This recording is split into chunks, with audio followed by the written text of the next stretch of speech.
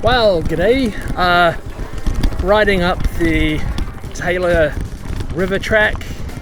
Going to go up to the Taylor Dam Reserve, over Taylor's Pass, and down to the Awatere Valley, which is the major valley that goes up the Molesworth.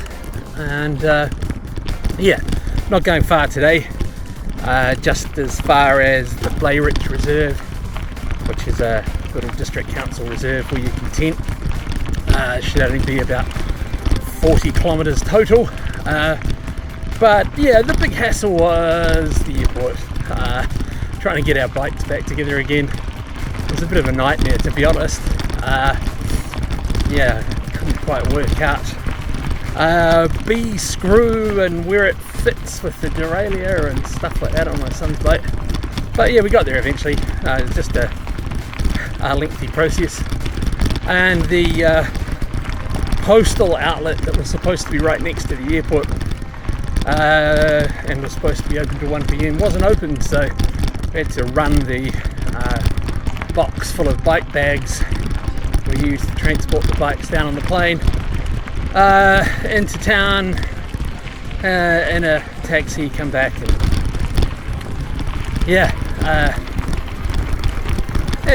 it worked out okay in the end, but it took way longer than it should have. We got in at sort of like 9:30 in the morning to Blenheim, and it wasn't until 3 o'clock that we finally left the airport. Just a long time of fixing bikes, but who cares? We got all supplied in Blenheim itself, and this track's kind of nice. It's winding up alongside some vineyards now, and we'll be into the dry hills soon. And I think it's a good test run for the bikes to be able to go over one pass today, and a good test run for our camping systems to stay the night at the campsite rather than a motel or something. So yeah, it's a good trip already, and really looking forward to doing the Molesworth over the next 2 days. Forecast isn't great, isn't bad. Had a bit of rain today already and didn't worry us. It is Marlborough in the height of summer, which probably means it's the only place in the country that's not raining heavily. And enjoying the trip.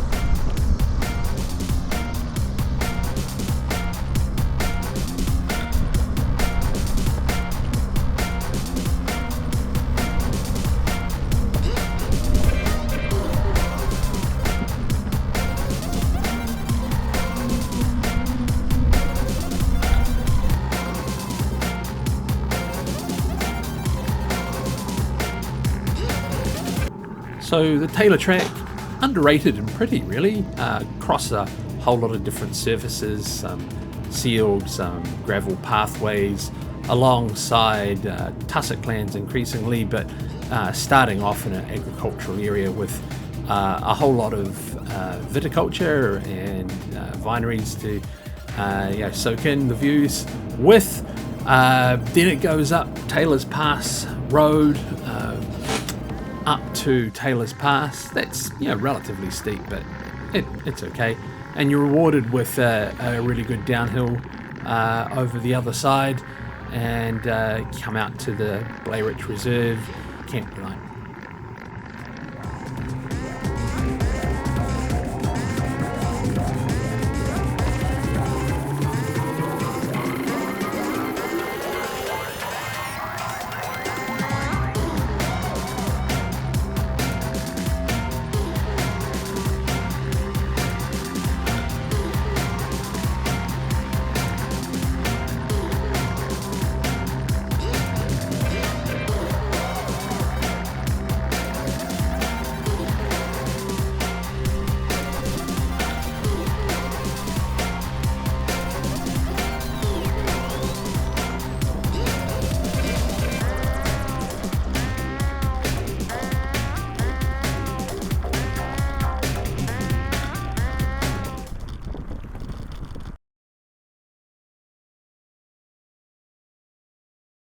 Day 2, we're supposed to go all the way up to the Cobb Dock campsite, but we got in so late the night before that we got up so late, and I was having a little bit of trouble with the legs, so we called it quits at the well-stocked Camden Cookhouse.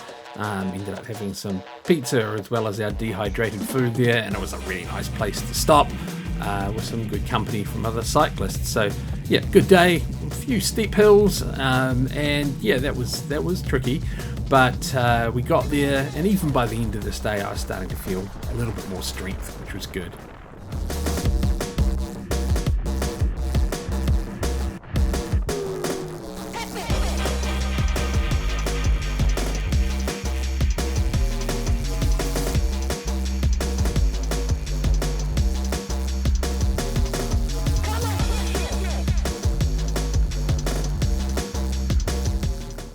A bit like the day before, it seems like they've improved the road up through Awatere Valley, and you start off on some tar seal going through grape country mostly, and then very soon after that you start getting into the gravel road, tussock country, and a lot more hilly inclines. But yeah, there's a lot of things to see, scenery to see along this road, even if the road itself is fairly tame. Big wide vistas, and sometimes hard to keep your mind on the road conditions when there's just so much to see all the way up. It was tricky, it was tough, but a rewarding day if an enforced short one.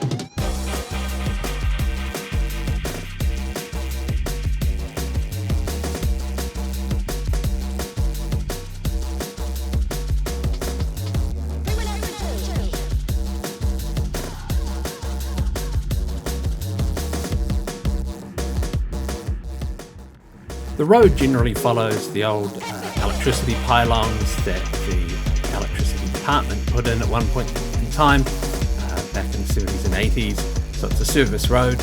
It means it's pretty good given the isolated conditions, and the hills are legendary, but there's always some great downhills coming down the other side, and they were enjoyed by all.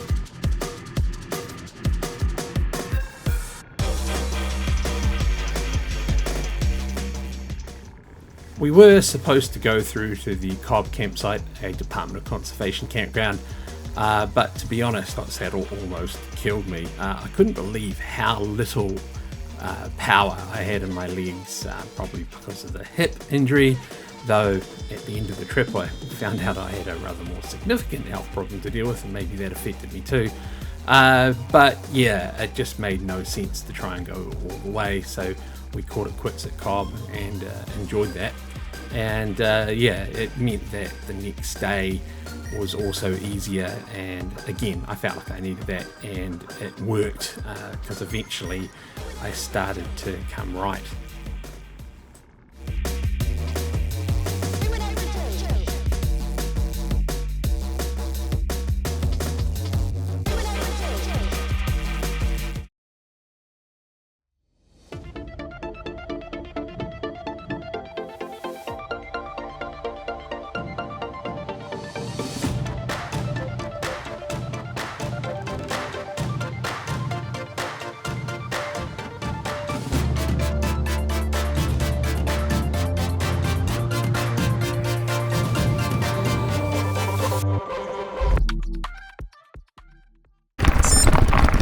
Okay, this is day 3. I didn't really do a piece to camera yesterday on day 2. I suppose I'd better explain all that.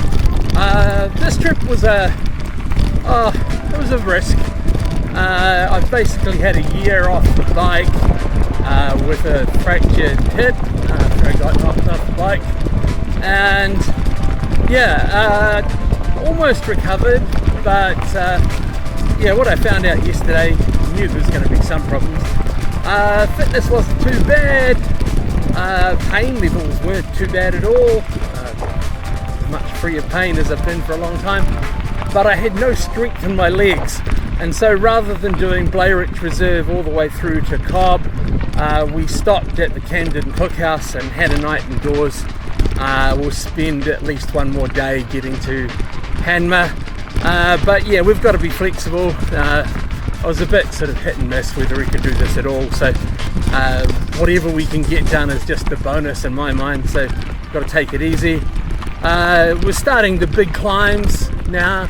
We're in the Awatere Valley still, but we've got Upcott Saddle coming up, and then of course tomorrow between Cobb campsite and Acheron campsite, the two major passes. It's starting to get quite beautiful. It's still tussock country, still really impressive valley walls and washouts and escarpments, but soon we'll get up into the very high country.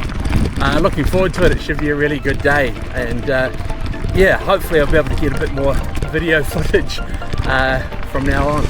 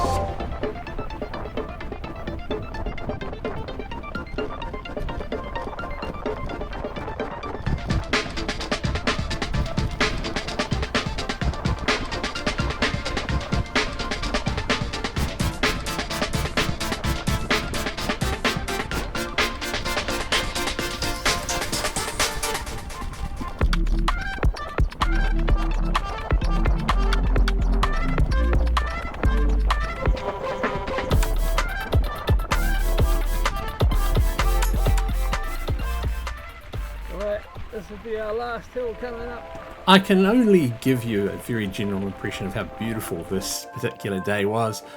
Beautiful river valley, and a constant in our trip through the Molesworth was the Awatere Valley, and then later on the Acheron. And you see it so much you almost take it for granted, but boy, it was a really nice thing to have alongside of you along what is quite a demanding trail. And yeah, this was the day that it really started to hit me. Going up Upcott Saddle was just so annoying. I had to stop and hike a bite for a bit, but yeah, that was inevitable.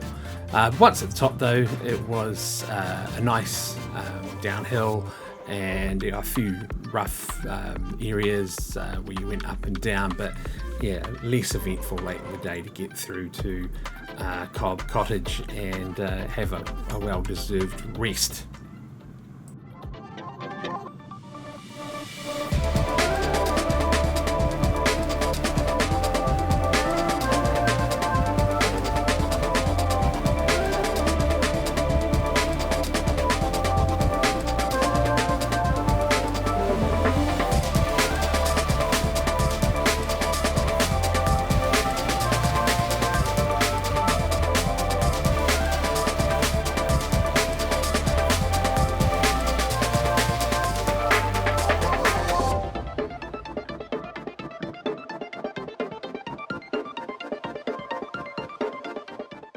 Ruben obviously biked this with less fear than I had.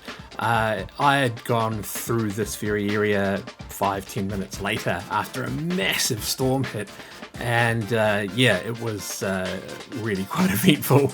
I don't think I've biked in such a heavy storm with that much lightning before. By the time we did get to Cobb Cottage, well, let's just say that we weren't in the mood to put our tents up, and we made sure we had an indoor night, even if that was somewhat illegal.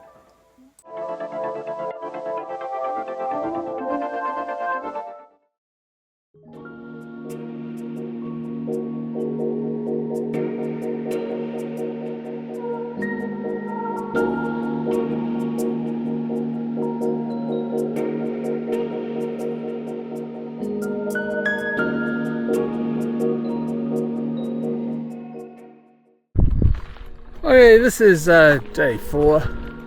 As you can see, I'm doing a bit of hike-a-bike right now. My hip's doing okay, but it hasn't got much power. So Ward's Pass that I'm on now, it's somewhere I'm going to have to do a bit of pushing, unfortunately. It's very steep, but after this high point, there should be a lot more downhill until we get to Hanmer. Stayed the night at Cobb Cottage. Slept on the floor of the cottage itself rather than tent, just because we got in after a huge downpour and got completely soaking. Of course, a couple of seconds after that rain started, I got a flat tire, which would have been one of the easiest flat tires to fix ever if it wasn't pouring down with rain and large claps of thunder going off every 5 seconds, which scared the crap out of me. So it was very slow. I got wetter and wetter and wetter. But yeah, it was nice to have a night indoors after that. And yeah, tonight we're just going to go as far as Acheron campsite for arrange with our accommodation to arrive a day late. So in Hanmer, that is. And yeah, it's beautiful. It's really nice high country, lots of tussock and rock formations that are pretty cool, and yeah, increasingly feeling more and more isolated, but in a very good way.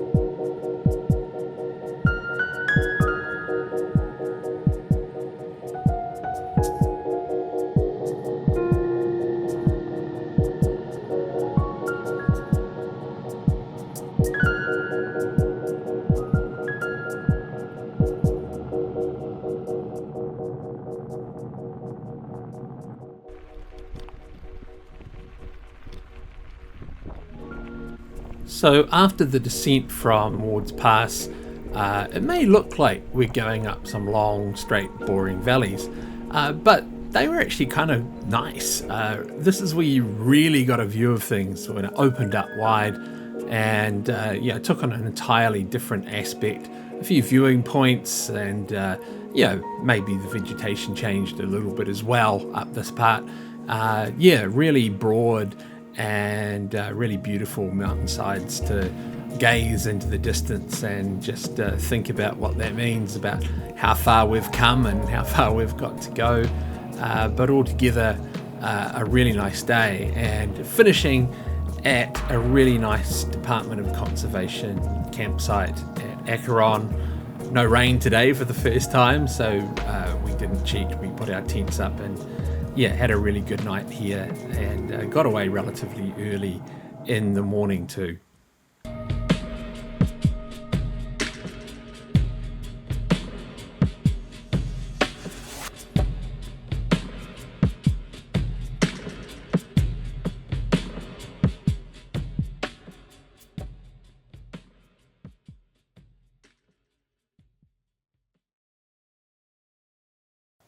Last leg of this part of the journey was to exit out of the Acheron river system over to the Clarence Wyo system, go along that for a few k's, then up Jollies Pass, down the rather steep Jollies Pass, and into Hanmer, where we were supposed to have a 0 day, but we didn't get to have one because of our slowness earlier on. But that's okay, we still had most of the day off, and needed it to rest, relax and heal a bit before the next leg.